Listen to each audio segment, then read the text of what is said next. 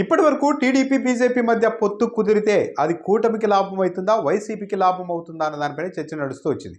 అసలు TDP BJP మధ్య పొత్తు కుదురుతుందా లేదా అన్న చర్చ కూడా నడిచింది. అయితే ఇప్పుడు ఆ సమస్య లేదు. తెలుగుదేశం పార్టీ బీజేపీ మధ్య పొత్తు ఖాయమైపోయింది. బీజేపీ కూడా అధికారికంగా ప్రకటించింది. ఇకపై ఈక్వేషన్లు ఎలా మారే అవకాశం ఉంది. తెలుగుదేశం పార్టీ అయితే 2014 రిజల్ట్ రిపీట్ అవుతుందని పార్టీ నాయకులు చెప్తూ ఉన్నారు. అయితే ప్రాక్టికల్గా 2014 నాటి పరిస్థితులు అయితే ఈరోజు లేవు అనే చెప్పాలి.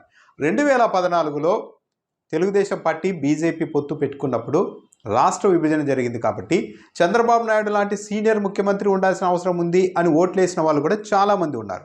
దాంతోపాటు ఆ రోజు బీజేపీ మీద ఎలాంటి వ్యతిరేకత లేదు ఏపీ ప్రజల్లో. కాంగ్రెస్ రాష్ట్రాన్ని విభజించింది కాబట్టి బీజేపీ అధికారంలోనికి వస్తే కేంద్రంలో రాష్ట్రానికి సహకారం అందిస్తుంది అని భావించిన వారు ఉన్నారు. అడిషనల్గా పవన్ కళ్యాణ్ కూడా ఎలాంటి సీట్లు తీసుకోకుండా ఆ రోజు యాడ్ అయ్యారు. అన్నింటికీ మించి సంపూర్ణ రైతు రుణమాఫీని ప్రకటించడం ద్వారా చంద్రబాబు నాయుడు ఫలితాన్నే తారుమారు చేశారు. అంతా చేస్తే వైసీపీకి టీడీపీ కూటమికి మధ్య ఓట్ల తేడా కేవలం 1.5% మాత్రమే. కానీ ఇప్పుడు ఆ పరిస్థితి లేదు. జగన్మోహన్ రెడ్డి అధికారంలో ఉన్నారు. బీజేపీ పైన ఈ 10 ఏళ్లలో వ్యతిరేకత ఏపీ ప్రజలు బాగా పెరిగింది. ఆ పెరగడం కూడా ఎలా? కొద్ది కాలం పాటు తెలుగుదేశం పార్టీ వాళ్ళు, కొద్ది కాలం పాటు వైసీపీ వాళ్ళు, జనసేన వాళ్ళు, కమ్యూనిస్టులు, కాంగ్రెస్లు అందరూ తలా వచ్చేసి ఏపీ ప్రజల్లో బీజేపీ మీద విపరీతమైన వ్యతిరేకత సృష్టించారు. 5 ఏళ్ల క్రితం పొత్తు పెట్టుకొని 2014లో బీజేపీతో పొత్తు పెట్టుకొని ఎన్నికలకు వెళ్ళిన చంద్రబాబు నాయుడు 2019కి వచ్చేసరికి నరేంద్ర మోడీ పైన, బీజేపీ పైన తీవ్ర విమర్శలు చేశారు. రాష్ట్రానికి ఎలాంటి సహకారం అందిలేదు, రాష్ట్రాన్ని నాశనం చేశారు.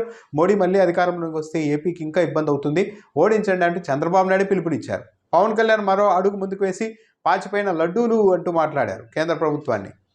2019లో కమ్యూనిస్టులతో కలిసి వెళ్ళిన పవన్ కళ్యాణ్ రిజల్ట్ అయిపోయిన వెంటనే కమ్యూనిస్టుని పక్కనేసి శరవేగంగా బీజేపీ వైపు అయితే వెళ్ళిపోయారు. పవన్ కళ్యాణ్ వెళ్ళినప్పటికీ కూడా చంద్రబాబు నాయుడు ఈరోజు బీజేపీతో కలవడానికి ఇన్ని రోజులు పట్టింది. ఇప్పుడు ఏం జరుగుతుంది? తెలుగుదేశం పార్టీలో ఒక విభజన అయితే స్పష్టంగా కనిపిస్తూ ఉంది. జగన్మోహన్ రెడ్డితో పోరాడి అలసిపోయిన వ్యక్తులు, తెలుగుదేశం పార్టీకి అనుకూలమైన పేరున్న మెయిన్ స్ట్రీమ్ మీడియా ఈ పొత్తుతో ఇక అద్భుతాలు జరిగిపోతున్నాయి అన్న ప్రచారం అయితే పెద్ద ఎత్తున చేస్తూ ఉంది. కానీ తెలుగుదేశం పార్టీకి సంబంధించిన హార్డ్ కోర్ అభిమానులు కూడా సోషల్ మీడియాలో ఈ పొత్తు పైన అంత సంతృప్తిగా లేరు. పైగా నిరసన గలం పొత్తు ఉన్నారు.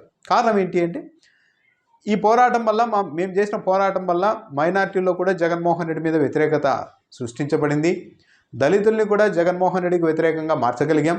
వాళ్ళంతా ఈసారి తెలుగుదేశం పార్టీకి, జనసేన కూటమికి ఓటేస్తారని తెలుగుదేశం పార్టీ అభిమానులు భావించారు. కానీ ఇప్పుడు బీజేపీతో కలవడంతో ఆ ఓటింగ్ అంతా మళ్ళీ ఏకపక్షంగా జగన్మోహన్ రెడ్డి వైపే వెళ్ళిపోతుంది. దీనివల్ల కనీసం 5-6% ఓట్లు తేడా మళ్ళీ వైసీపీకే అడిషనల్గా యాడ్ అవుతుంది అన్న అభిప్రాయం అయితే ఉంది. దానికి తోడు ఇంతకాలమే సుదీర్ఘంగా ఫైట్ చేశాం కదా, తీరా ఎన్నికలకు 2 నెలల ముందు ఎందుకు బీజేపీతో కలవడాల్సిన అవసరం ఏముంది అన్న ప్రశ్న కూడా సగటు తెలుగుదేశం పార్టీ కార్యకర్తల నుండి వస్తుంది. దీనికి తెలుగుదేశం పార్టీ అధినాయకత్వం చెబుతున్నమాట జగన్ చేతిలో పవర్ ఉంది, పోల్ మేనేజ్మెంట్కి కేంద్ర ప్రభుత్వ సహకారం చాలా అవసరమని. దీన్ని కూడా తెలుగుదేశం పార్టీ కార్యకర్తలు పెద్దగా యాక్సెప్ట్ చేయడం లేదు ఈ వాదనని. ఎందుకంటే నిజంగానే పోల్ మేనేజ్మెంటే ఎన్నికల ఫలితాలను తారుమారు చేసే పరిస్థితులే ఉంటే పక్క రాష్ట్రంలో బీఆర్ఎస్ను, బీజేపీని వ్యతిరేకించి పోరాడి కాంగ్రెస్ పార్టీ అధికారంలోనికి వచ్చేదా? కర్ణాటకలో ఏకంగా బీజేపీని ఓడించి కాంగ్రెస్ పార్టీ అధికారంలోనికి వచ్చి ఉండేదా? మమతా బెనర్జీ ఏకంగా సింగిల్గా ఫైట్ చేసి బీజేపీని ఓడించి బెంగాల్లో నిలబడి ఉండేదా? కేజ్రీవాల్ ఢిల్లీని వదిలేసి ఢిల్లీతో పాటు పంజాబ్లో కూడా తన పార్టీని అధికారంలోకి తెచ్చుకున్నారు. ఇప్పటికీ ఆయనకు రోజు ఈడీ నోటీసులు అది ఇదని వేధిస్తూనే ఉన్నారు. కానీ వాళ్ళే నిలబడుతూ ఉన్నప్పుడు, వాళ్ళే గెలుస్తూ ఉన్నప్పుడు ఇక్కడ ఎందుకు ఆ పరిస్థితి లేదు? అసలు ఏదేమన్నా రిగ్గింగులు చేసి గెలిచే కాలమా? కాదు కదా. కాబట్టి కేవలం పోల్ మేనేజ్మెంట్ పేరుతో బీజేపీతో కలవడం ఎంతవరకు కరెక్ట్ అన్న ప్రశ్న తెలుగుదేశం పార్టీ వాళ్ళ నుంచే వస్తుంది. కేవలం ఈ ఎన్నికల్లో గెలిచినా ఓడినా సరే ఇక జగన్మోహన్ రెడ్డితో పోరాడడం అనేది అంత ఈజీ కాదు. కాబట్టి ఓడిపోయినా సరే ఇక మనకి ఎలాంటి ఇబ్బందులు ఉండకుండా సజావుగా ఉండాలి అంటే కేంద్రంలో మళ్ళీ అధికారంలోనికి తప్పనిసరిగా వస్తుందని భావిస్తున్న బీజేపీ మద్దతు అయితే ఉంటే, ఆ పార్టీతో ఉంటే మనకు ఇబ్బందులు రావు వ్యక్తిగతంగా అన్న ఉద్దేశంతోనే తెలుగుదేశం పార్టీ అధినాయకత్వం ఈ నిర్ణయం తీసుకుందా అన్న అభిప్రాయం కూడా విస్తృతంగా వ్యక్తమవుతోంది. వైసీపీ వాళ్ళు మాత్రం బీజేపీతో పొత్తు కారణంగా ఎన్నికల సమయంలో చిన్న ఇబ్బందులు, పోల్ మేనేజ్మెంట్ సమయంలో చిన్న ఇబ్బందులు, కేంద్ర ప్రభుత్వం అధికారం ప్రయోగించడం లాంటి ఇబ్బందులు ఉండవచ్చేమో కానీ ఓవరాల్గా ఓటింగ్ పరంగా బీజేపీ, టీడీపీ కలవడం వల్ల తమకు మరింత ఓటింగ్ పెరుగుతుంది అన్న ధీమా అయితే వైఎస్ఆర్ కాంగ్రెస్ పార్టీలో స్పష్టంగా కనిపిస్తోంది. అయితే ఎవరి లెక్కలు వాళ్ళకు ఉన్నాయి.